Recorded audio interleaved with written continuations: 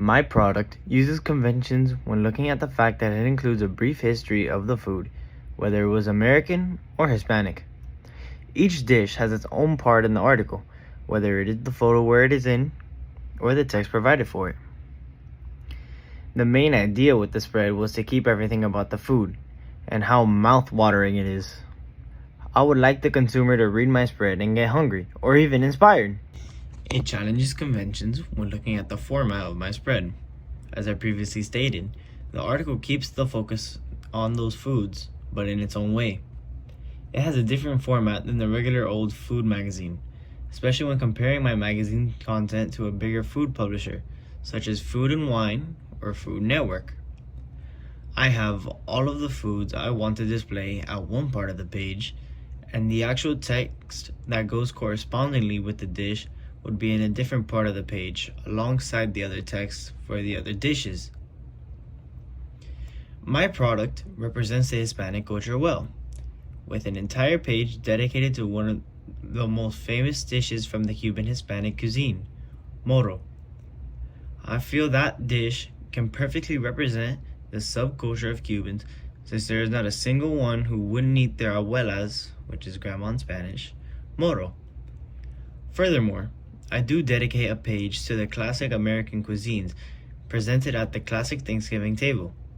Through this inclusion, my product can help represent American audiences who eat some of these dishes on the daily.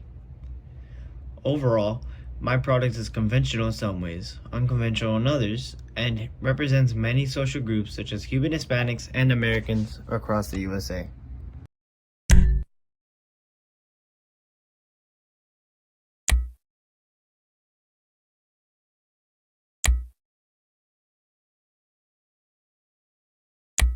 My product would engage with audiences, taking advantage of their hunger for food, by giving them eye candy, which would be the photographs I took served at my family's Hispanic Thanksgiving.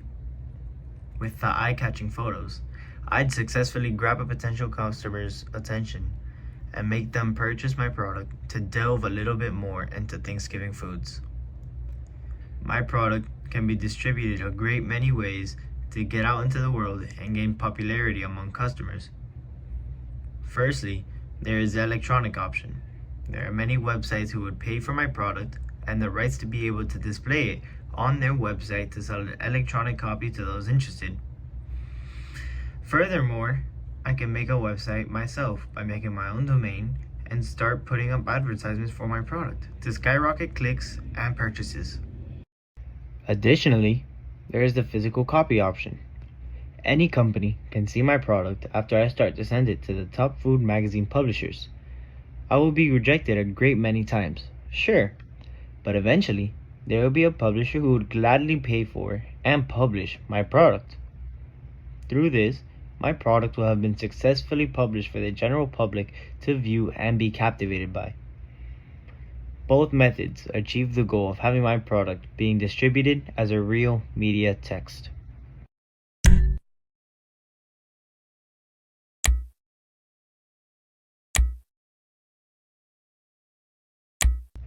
My production skills when I started this project were nothing short of horrific. My photography skills in specific were horrible before I started this project, but since then I've improved, and there are many ways when it comes to how. For starters, the photography aspect of my project was very challenging for me at first, as mentioned before. Using an iPhone camera, I made it work.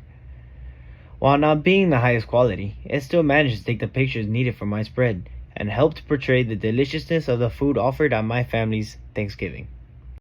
A good example of how I improved with my photography is the angles at which I took my photos. While still not being the greatest as I took them, I realized more and more which angle I should be taking my photos from. Furthermore, I really struggled with lighting. Some pictures were too dark and some were too bright. So when I realized these issues, I had asked for extra phones to use this light, and also used my own flash for some photos to get the food to pop out the most in them.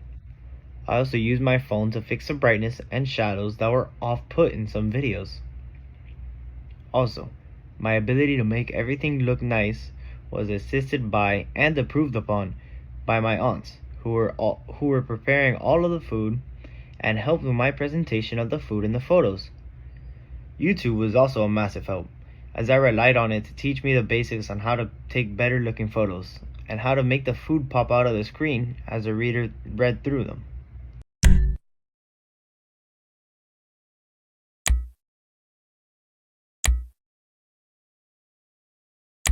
Technology really assisted me in every aspect of this project. To begin, there's Canva, the app I used to create my project. Thanks to Canva, I was able to create a project that was in my image. It features a magazine template, which I used, and offers a great variety of shapes and designs for me to take inspiration from, or actually use in my project. Canva helped a whole lot when it came to producing my project. Now, there's how I use the CapCut app post-project to help edit these videos that you're watching, using cuts, inserting audio/sound, and helping put the project together as a whole. Overall, software has helped me out a bunch when it came to creating my project. Furthermore, an Apple iPhone 14 Pro was used to take the photos used in my project. Since there was a lack of a better camera on my part, I was limited only to using my own personal phone.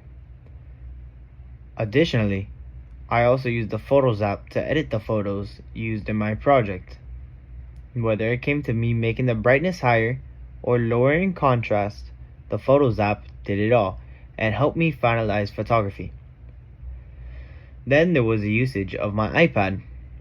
Through my iPad, I was able to begin and finish my project.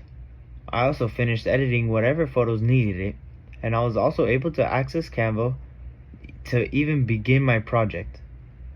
It further helped me research templates for my project and helped me choose the best food magazine template for me to adopt and improve upon.